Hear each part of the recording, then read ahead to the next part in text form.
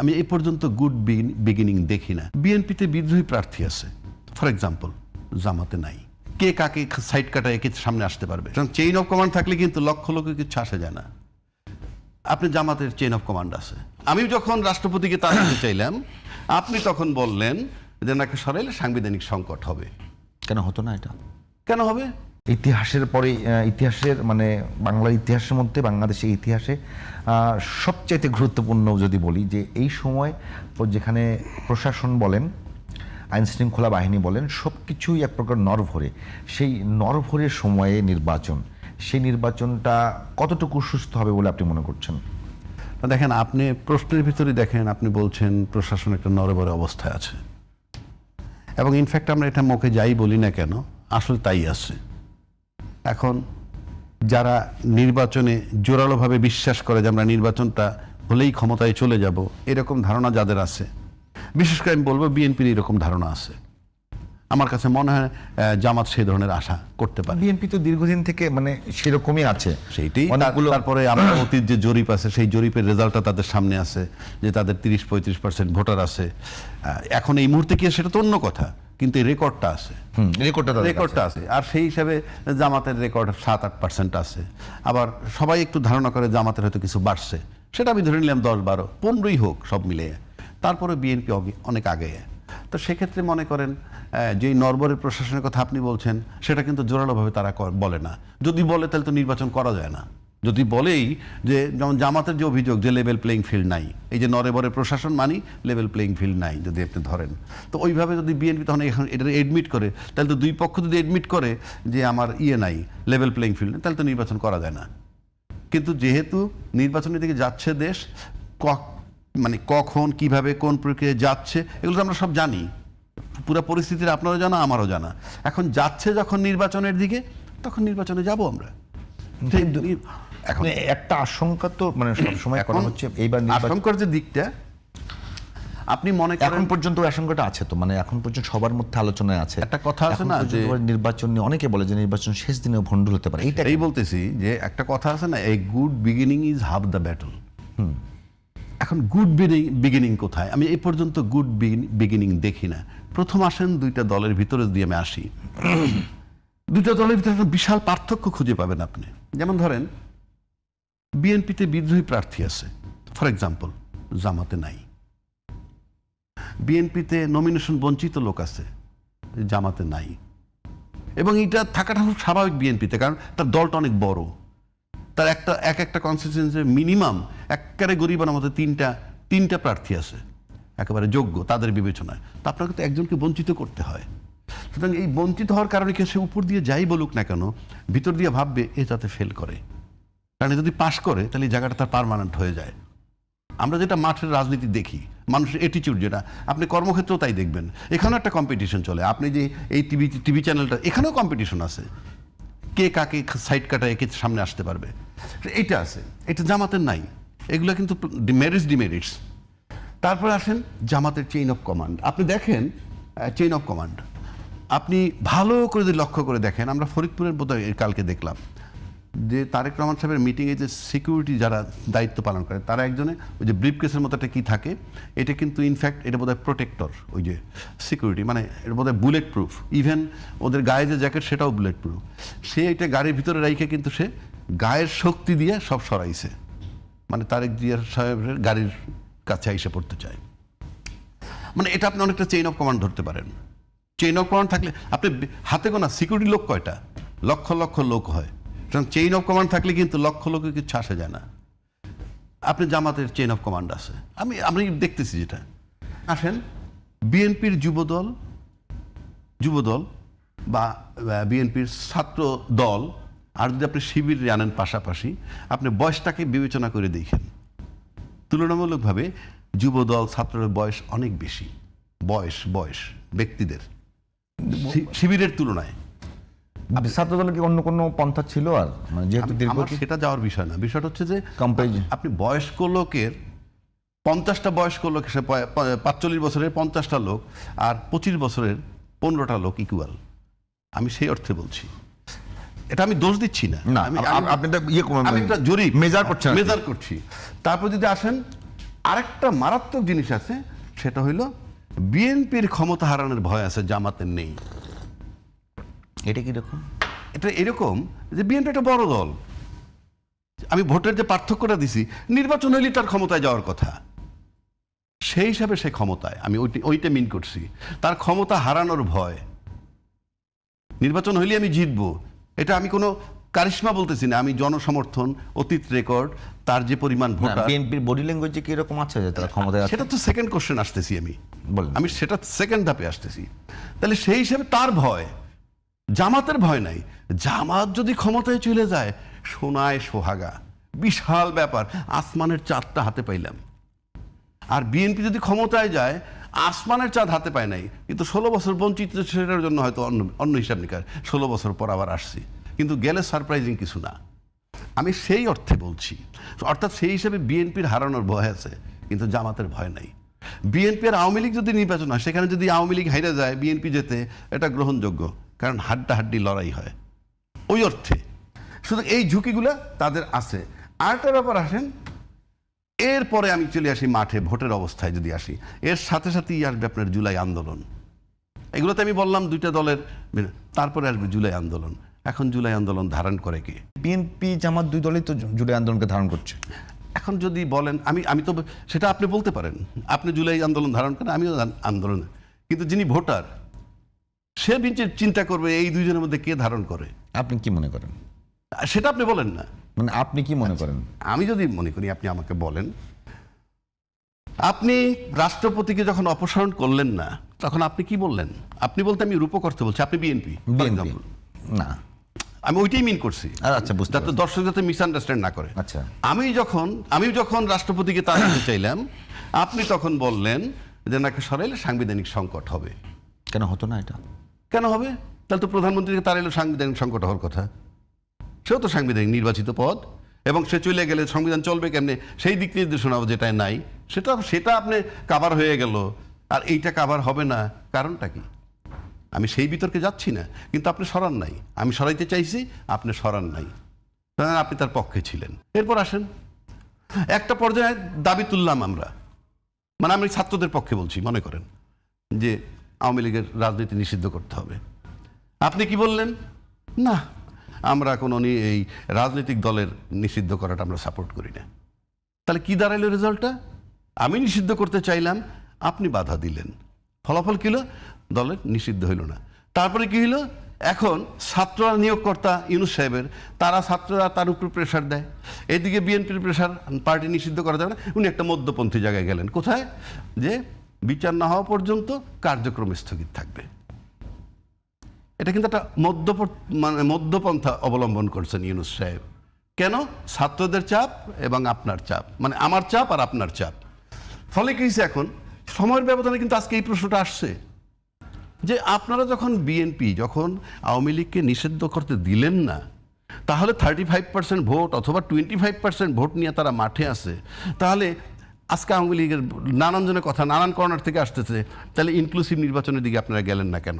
Even বিএনপির লোক এমনও কোনো জনসভায় বলছে, আমি নামটা বলছি না, জনসভায় বলছে যে বিএনপি যদি নির্বাচনের ক্ষমতায় যায়, তাহলে একটা মধ্যবর্তী নির্বাচন ইনক্লুসিভ হবে বলে আমরা মনে করি। হ্যাঁ, একটা কথা এসছে। তাহলে আপনি নিজেই এখন স্বীকার করতেছেন যে মধ্যবর্তী নির্বাচন হবে। এই সব কিছু যদি আপনি মিলান, তাহলে বোঝা যাচ্ছে বিএনপি লম্বা সময় থাকতে পারবে না। আপনাদের বক্তব্যই তো, মানে আমি বলছি আপনাদের বলতে বিএনপির, আমরা রূপক অর্থে বলতেছি।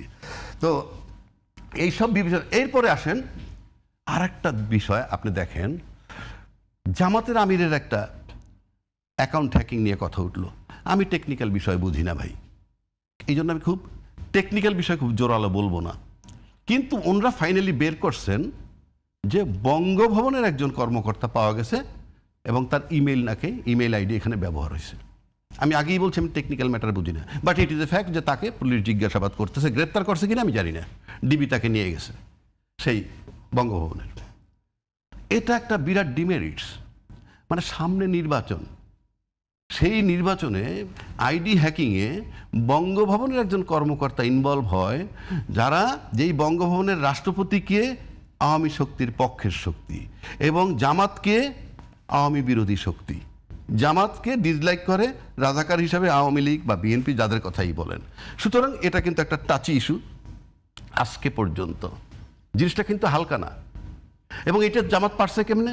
মানুষ মনে করে যে জামাত প্রশাসনের ভিতরে স্ট্রং, না, তা না। জামাতের টিম আছে।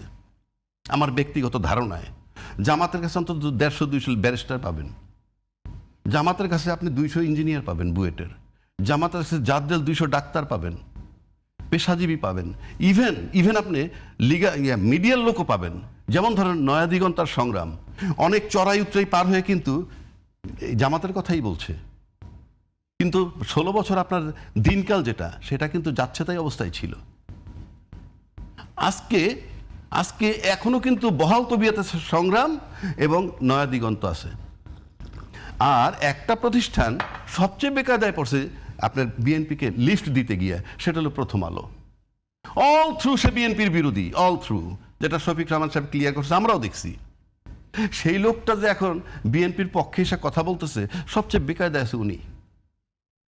না, বেকায়দা কেন বলছেন? এটা তো একটা সময় আসে কাউকে না কাউকে সমর্থন করতে হয়। না, এটার মানে কি? না, এটার মানে হচ্ছে আপনার আইডিওলজি নাই। আপনি যখন আপনার আইডিওলজিটা চেঞ্জ করে ফেলবেন, ইউটার্ন নিবেন। প্রথম আলোর ইউটার্ন নিতে হয়েছে আজকে বিএনপির কভারেজ দিতে গিয়ে। এই যে ইউটার্ন নেওয়াটা, তার দীর্ঘদিন যে 16 বছর সার্ভিস দিছে বিএনপির বিরুদ্ধে এবং পতিত সরকারের পক্ষে, সেখান থেকে যখন আপনি ইউটার্ন নিয়ে আইসে না, তখন যদি আমি দেখতাম, যে প্রথম আলো দেখে যে তখন বিএনপি যে আদর্শ ওন করত, সেই আদর্শের জায়গাতে বিএনপি যে বিশ্বাস করত, বিএনপি যে জায়গায় আচরণ করতো, সেই সমস্ত জায়গায় কারেকশন হয়েছে, তখন কি প্রথম আলো সমর্থন করবে না? সেই আদর্শের জায়গায় আসতেছি। আদর্শ আপনি আদর্শের পরিবর্তন, ভালো কথা বলছেন। তার মানে বিএনপি তার আদর্শ চেঞ্জ করছে না, আদর্শ বলতে আমি ওইভাবে মিন করি নাই।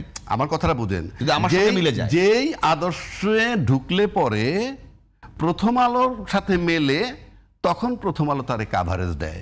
তার মানে প্রথম আলোর আদর্শে আমি ঢুকছি, আমার আদর্শে প্রথম আলো ঢুকে নাই। যদি আমার আদর্শে ঢুকতো, তাহলে 16 বছর ধরে আপনি কি মনে করেন আসলে কার আদর্শে কে ঢুকছে? আমি মনে করি প্রথম আলোর আদর্শে আপনি ঢুকছেন। কিরকম? তা না হলে আপনি, এমন হতে পারে না যে বিএনপির আদর্শ প্রথম আলো ধারণ করছে? এখন বুঝাচ্ছি আমি, যদি প্রথম আলো বিএনপির আদর্শ ধারণই করত, তাহলে খালেদা জিয়াকে যখন 21 আগস্টের গ্রেনেড হামলা হইল, তখন আপনি সব কিছুর আগে প্রকাশ করে দিলেন কি এই 21 আগস্টের গ্রেনেড হামলায় তারেক রহমান এবং খালেদা জিয়া জড়িত। কিচ্ছু হয় নাই, খালি বোমা হামলাটা হয়েছে, আপনি বলে দিলেন।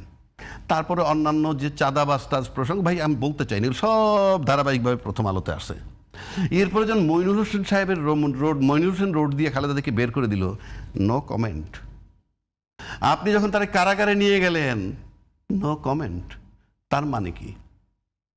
তখন সে প্রথম আলোর আদর্শে ছিল না। বেগম খালেদা ছিল জিয়ার আদর্শে। এখন জিয়ার আদর্শ খালেদা এবং তারেক রহমান তিনজন যদি আনি, জিয়ার আদর্শ ধারণ করতেন খালেদা জিয়া। এরপর থেকে এটা ফুল স্টপ। তারপরে যেটা হইল, আপনি দেখেন, আমি মিলাই দিচ্ছি আপনাকে। বাংলাদেশের দুর্ভাগ্য কি জানেন? আমাদের দুর্ভাগ্য দেখেন, বঙ্গবন্ধু যখন স্বাধীনতার পরে উনি ফেরত আসলেন পাকিস্তান থেকে, কোনো ইতিহাসে আমি যাচ্ছি না, বিতর্কিত কোনো কথায় যাচ্ছি না, কিন্তু ওই মুহূর্তে তিনি ছিলেন অবিসংবাদিত একজন নেতা। আসার পর তাকে দেশবাসী সাংঘাতিকভাবে বরণ করে নিল। বাট আমরা অল্প সময়ের মধ্যে দেখলাম উনি আত্মীয়করণের ভিতরে চলে গেলেন, নিজের আত্মীয় স্বজনের বাইরে কিছু বোঝেন না, এবং একটা পর্যায়ে দেশবাসী অতিষ্ঠ হইল, যার রিফ্লেকশন ওনার মৃত্যু হইল। মানে আমি বেকায়দায় কথা বলতে যাচ্ছি না, সিম্পল। তারপর সময়ের মধ্যে জিয়া রহমান সাহেব আসলেন, he was accepted by the whole nation. মারাত্মকভাবে নিলেন, এবং মারাত্মকভাবে নেওয়ার পর ওনার যে আইডিওলজিটা ছিল, সে যদি কন্টিনিউ করতে পারতো, একটা বেকায়দা হয়ে যেত।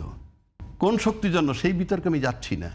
আমরা তাকে রাখতে পারলাম না, আমরা তাকে রাখতে পারি নাই। হিসাব সহজ। এখন যদি বলেন হত্যা দুইজনই হয়েছে। একজন হয়েছে আমরা তিক্ত হয়ে গেছিলাম তাই, আর একজনকে আমরা রাখতে পারি নাই। এই যে রাখতে পারি নাই আমরা তাকে ভালোবাসি, কিন্তু সে অন্য যার জন্য ক্ষতিকারক, তারা তাকে রাখেন নাই। বিষয়টা সহজ। তারপর একটা টাইম যাওয়ার পর আসলেন হুসাইন মোহাম্মদ এরশাদ। 9টা বছর ক্ষমতায় থাকলেন, সামরিক শাসক তো দুইজনই, উনি থাকলেন কিভাবে? উনি কি জিয়ার চেয়ে যোগ্য? না। ওনার 9 বছর থাকা আর শেখ হাসিনার 16 বছর থাকার ভিতরে মিল পাবেন। এটা কিরকম? আইডিওলজিগত। এরশাদ সাহেব কিন্তু অনেক উন্নয়নমূলক কাজ করছেন, রাষ্ট্রের অনেক উন্নয়নমূলক কাজ করছেন, কিন্তু সে হয়তো যে শক্তি তাকে বসাইছে বা পিছনে ছিল তাদের সাথে হয়তো তার ভালো আন্ডারস্ট্যান্ডিং ছিল, এইটা করবো সেটা একটা আন্ডারস্ট্যান্ডিং থাকে। সেটা হয়তো একসময় সে যে শান্তিপূর্ণভাবে 7-8 বছর পার করার পর যখন দেখলো যে না, যে পরিমাণ বিপু প্রত্যাশা করতেছিল সেটা পাচ্ছে না, তখন তার বিরুদ্ধে কিন্তু আন্দোলন গড়ে উঠলো এবং অভ্যুত্থান হয়ে গেল। খালেদা জিয়া ক্ষমতায় আসলেন। বেগম খালেদা জিয়া আসার পর বেগম জিয়ার গায়ের থেকে গন্ধ পাওয়া যাচ্ছে জিয়াউর রহমানের, মানে আমি বলছি গুণগত রাজনৈতিকভাবে সব দিক থেকে আদর্শ তার গন্ধ পাওয়া যাচ্ছে। তার গন্ধ যখন পাওয়া যাচ্ছে তখন আপনি মনে করেন এই দেশে প্রথম থেকে তার বিরুদ্ধে কথাবার্তা উঠে নাই, এই আন্দোলন সেই আন্দোলন বিভিন্ন বিষয় আসছে। আসার পর 96 যখন আসলো তখন একটা ইস্যু বানানো হইলো, আসলো একটা ইস্যু তত্ত্বাবধায়ক সরকার। সেখান থেকে নতুন সরকার এসে গেল। তত্ত্বাবধায়ক সরকার পর আসলো প্রথম শেখ হাসিনা 2001 থেকে, আবার 2001 না 96 থেকে। 96-র পরে আবার চলে আসলো খালেদা জিয়া। তখন দেখলো যে না, তো গভর্নমেন্ট খালি অল্টারনেটিভ হবে কেন? মানুষ 5 বছর পর পর অতিষ্ঠ হয়ে যায়। অতিষ্ঠ হয়ে গেলে সেকেন্ড অপশন কি থাকে? এইবার আপনি আমারে মাইট দিছেন, মারছেন বলে আমি ভোট, আপনি মারছেন জনগণের ভোট আমারে দিছে, আবার আমি জনগণরে মারলাম ভোট আপনাকে দিছে। এই যে অল্টারনেটিভ হইতে গেলে লক্ষ্যে পৌঁছানো যায় না, যেখানে আওয়ামী লীগ যে লক্ষ্যে পৌঁছাইতে চাইছিল। তখন আবার আওয়ামী লীগ মনে করলো যে না, তত্ত্বাবধায়ক সরকারটা বাদ দিয়ে দরকার, এবং বাদ দিয়ে কিন্তু সে লম্বা সময় ক্ষমতায় থাকলো। এই যে লম্বা সময় যে সে ক্ষমতায় থাকলো আর এরশাদ 9 বছর থাকলো, এর ভিতরে একটা মিল পাওয়া যায়। বেগম খালেদা দিয়ে কিন্তু যেহেতু জিয়ার আদর্শ লালন করতো, সে কিন্তু একটা সময়ে যাওয়ার পর ওই তত্ত্বাবধায়ক সরকারটা বাতিল করে তাকে কিন্তু আর ক্ষমতায় যাইতে দেওয়া হয় নাই। কারণ যে আদর্শটা দেশবাসীর জন্য প্রয়োজন, যে আদর্শটা জিয়ার যে আদর্শটা দেশবাসীর জন্য প্রয়োজন, সেইটা লালন করতেছিল খালেদা জিয়া। কিন্তু একটা সময় খালেদা জিয়া যখন আউট হয়ে গেলেন বা আউট করা হইলো, যেভাবেই যাক, তারপর বেঁচে ছিলেন দীর্ঘদিন, ক্ষমতায় কিন্তু যান নাই। এরশাদ সাহেব যখন আউট হয়ে গেলেন সেই 1991 সালে, না 91 না 90 ডিসেম্বরে 91 থেকে মারা গেলেন 2009-এ। মোটামুটি অনেক লম্বা সময় জীবিত ছিলেন, ক্ষমতায় কিন্তু আর যেতে পারেন নাই। তার মানে ক্ষমতায় লম্বা সময় থাকতে হলে আওয়ামী লীগের গুণে গুণান্বিত হইতে হবে, এবং সেই আওয়ামী লীগের গুণে যিনি গুণান্বিত হবেন তিনিই কাভারেজ পাবেন প্রথম আলোর।